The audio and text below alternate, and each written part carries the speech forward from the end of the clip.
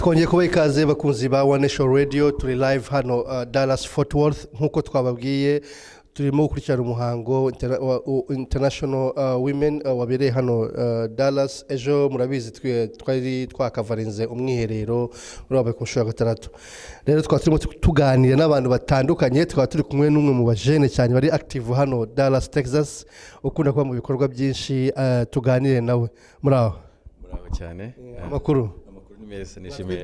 nishimiye kongera guhura namwe One Nation Radio nkaba nitwa Karege Patrick nkunda One Nation Radio ndayikurikirana cyane akunda One Nation Radio ni umusore uri active cyane ukunda u Rwanda tubasuye umunsi tubasanze mu bwatsi bwanyu hari hamaze guherejo hari ibikorwa n'uyu munsi nkawe nk'umujene nabonye hitabiriye n'urubyiruko rwinshi cyane wabibonye gute byashimishije cyane uyu munsi ufite igisobanuro mu buzima bw'umunyarwanda bw'umunyarwandakazi ni umunsi w'abari n'abategarugori abantu Imana yahaye ubuzima kugira ngo nibo tubere inzira yo kubaho bumva tuvuka tubyawe n'ababyeyi aribo babera inzira y'ubuzima numva rero turi mu nzira y'ubuzima turi kwizihiza uwabaye inzira y'ubuzima urumva byadushimishije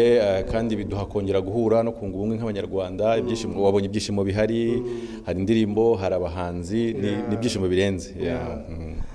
Dallas mukunda guhiga cyane mukari mukagera ku ntego ibikorwa byinshi byiza rimwe bizaho ama event yose no kubera iki sinzi ko duhiga abandi ahubwo burya ngira ngo turanganya kandi ikindi turi benshi kandi twunze ubumwe si no gusa mu birori no mu byago tuba hamwe tugashyigikirana tugafashanya ngira ngo ni umwihariko Imana twihereye dufite abayobozi ari strong mu kubanisha abantu mu guhuza abantu mu gutegura ama event nicyo kintu urebye twaba turusha abandi buryo babana bashyigikirana abo leadership yahangaha iradufasha arakoze Mr Karege nibyo leadership hano abanyarwanda benshi ndumva ni state nyine mubona ko iri very populaire cyane abanyarwanda benshi baba hano kandi bagatanga umusanzu kuri diaspora so rero kare uyu munsi ku mugore nkuko bisobanuye ku giti cyawe uyu munsi bivuze iki cyane ku mugore ku giti cyanjye ni umubyeyi mbere umubyeyi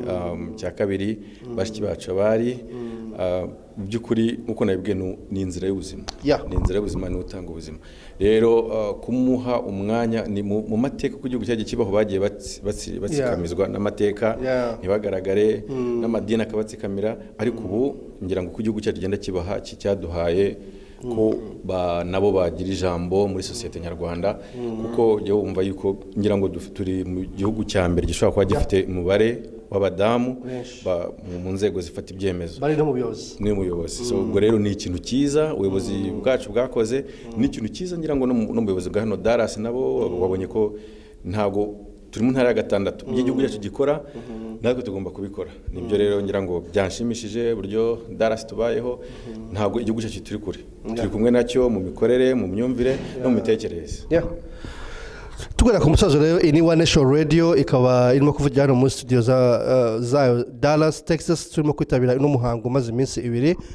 Karege nk'umujene hano bikorwa byinshi bya siporo n'iki mudushiki uyu mwaka wa 2022 uyu mwaka dufite ibikorwa byinshi hari ku gahunda ko zisanzwe ziteye imyidagaduro urubyiruko buri kwezi mfite hari uwasimbuye ariko duhora turi kumwe burya iyo wabaye mu buyobozi ntabwo ujya uburekura uri kumwe nabo so barahora badutegurira bafite ama-entraînement bagira uburyo bahuza abantu ibitaramo nk'uko wabibonye hari ibitaramo cy'amasamba The Ben hari n'ibindi bitaramo biri inyuma nk'uko wabibonye nanone hasize ibindi bitaramo so hari imyidagaduro myinshi igenda iba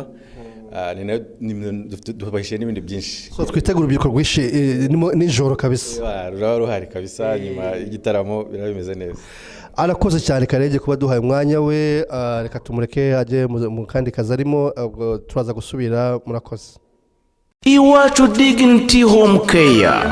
iyi ni intaho y'amahoro n'umunezero yakirana ubwuzu abageze mu zabukuru batagifite imbaraga zo kwiyitaho cyangwa babitaho, kimwe n'abasazanye indwara zibasaba kwitabwaho by'umwihariko nka diyabete, kanseri, umuvuduko w'amaraso, kwibagirwa n'izindi. Muri iwacu dignity home care bagukorera isuku ijyanye n'icyubahiro kigukwiye, ugahabwa ifunguro rihuye n'iby'umubiri ukeneye, baraguhuza n'abavuzi ndetse banagufasha gufata imiti neza no gukurikiza inama za muganga. Hari n'imyidagaduro irimo no kugutembereza bigufasha kuruhuka no gusabana. Ni mu gihe kandi kuko bafite abakozi bazobereye mu gutanga izi serivisi bifashisha uburyo n'ibikoresho bigezweho bituma bagukurikirana ubudahumbya. Wowe uri mu Rwanda ukeneye izi serivisi rero, nawe uri mu mahanga wifuza gusazira mu rwakubyaye, shyikira iwacu dignity home care, urugo rwuje urukundo n'ubumuntu, aho wiyumva nk'uri iwawe mu muryango. Niba wumva kandi wakwitabwaho uri iwawe, izi serivisi barazikwegereza maze nawe uryoherwe n'ubuzima. Bakorera mu mujyi wa Kigali mu karere ka Gasabo mu murenge wa Jabana.